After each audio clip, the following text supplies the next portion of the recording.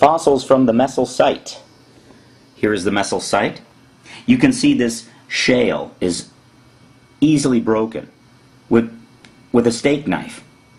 You can wedge the steak knife in and break the shale, and in the breaking of these layers you will find fossils.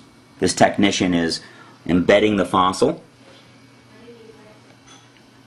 So this process is a crucial process to the display of a fossil, but manipulation can take place before this is displayed.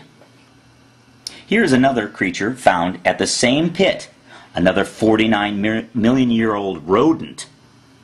And here we have a resin-preserved boa constrictor. I mean, this is a snake, which is exactly the same snake skeleton we have today. These turtles were making babies, and they were rapidly buried. They didn't have time to walk away from each other. They died rapidly. Notice the crushing of their shells. I can't get any clearer than this, people. Their shells have been crushed flat. This was removed from the Messel pit, from the oil shale, and encased in resin mix. Okay, so manipulation can happen here. We can eliminate things, move things around. There is a very real possibility of sleight of hand if you wanted to display a certain type of creature. You can eliminate certain vertebrae, you can eliminate certain bones. Ida has been manipulated. There's no doubt in my mind about that. Here we have a picture that I found on the internet concerning the two plates. Now, back in 1983, an amateur fossil finder got a hold of this fossil and made a resin cast out of it. And this cast was broken in two pieces. You had a bottom portion and a top portion. Now, this is the iconic Ida that we see all over the internet. But this is a resin cast. Okay, and I want you to see another revised cast over here, and notice that there's something odd about this revised Ida, and they're the same. There's portions of it exactly the same, but this particular one is revised. Here's the break point. We have the break point there, you can see it, and then we have a dotted line break point here. Revised B is different than plate A. Notice thumb, toe, to the digit on this hand here, the size, we'll move it over and we see that we don't have a lineup. So we have a thumb here and a finger here, and we have a huge gap. Either they've added a vertebrae in here or something. But this is another form of high manipulation, and most people don't pick up on this. One of the things that makes Ida supposedly a transitional creature is that she's missing the tooth comb. Her skull has been crushed. Her teeth, right and left, are smashed together. Where is the tooth comb? Well, you have to use your imagination. And if the so-called experts tell us that the tooth comb is missing or it's non-existent, then we have to believe them because they're wearing the white lab coats. Now, this is fascinating. You would think if the tooth comb is that important, you would have an x-ray with this exposing more of the tooth comb. But what we have is a crushed skull with the teeth, left and right, meeting each other because of the crushing. And we can easily assume that there still is a tooth comb here, which keeps this creature in the lemur family.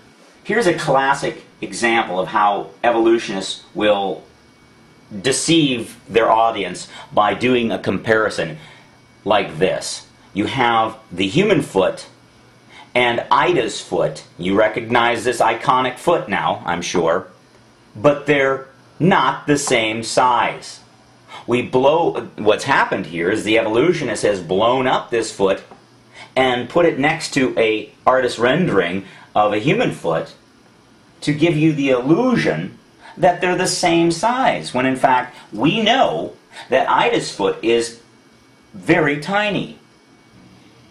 Here we have an X-ray of a human foot. This is the size of approximately Ida. This is a Leatherman. This is about the size of Ida's foot, about 5 centimeters. This is my foot. So we have Ida's foot next to my foot. The human foot is designed to bear loads. Ida's foot is not designed to bear any load at all. Very little heel here.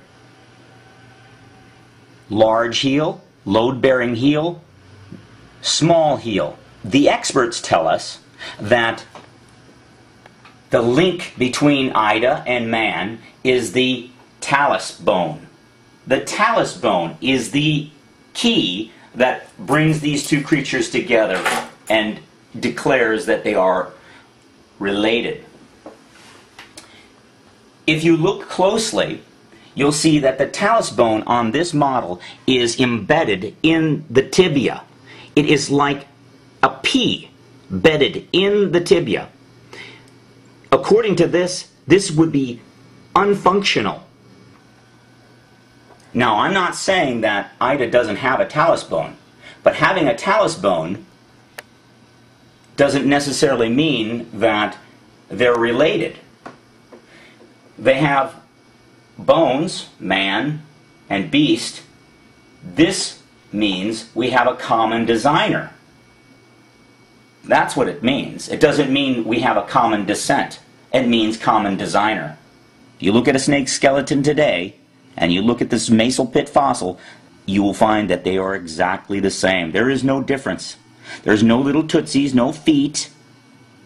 This snake, found in the same pit, supposedly not 49 million years old, found next to Ida, or near in the same area.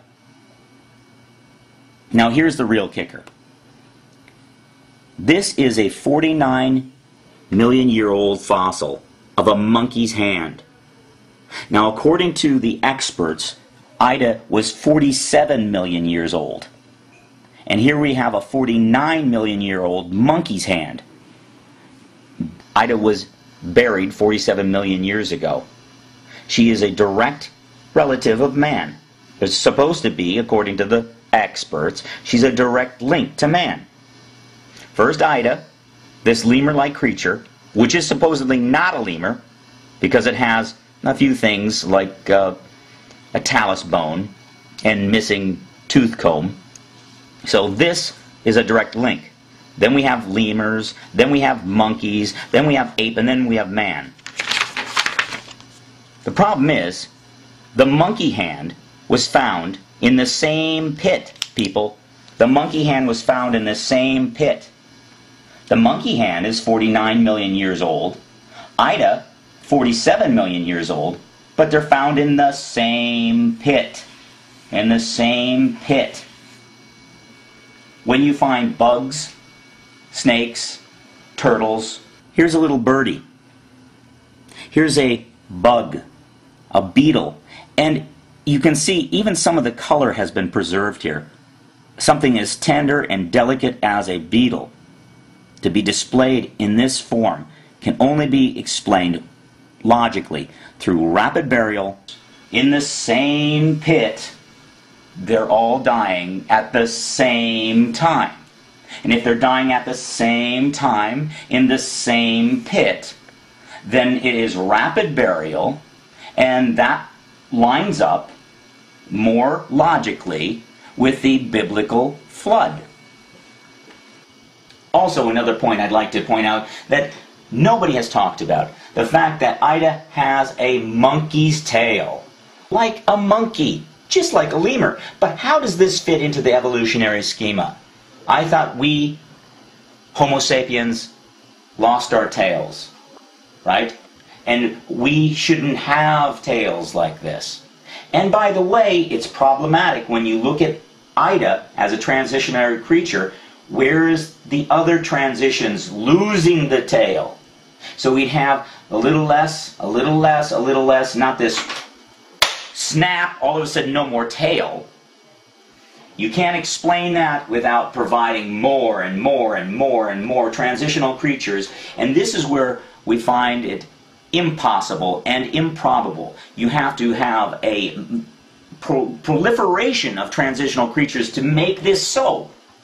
That's why creationists shake their head and say, no, it's unlikely that we descended from monkeys or apes. So I await your response and how you wiggle your way out of these problematic findings.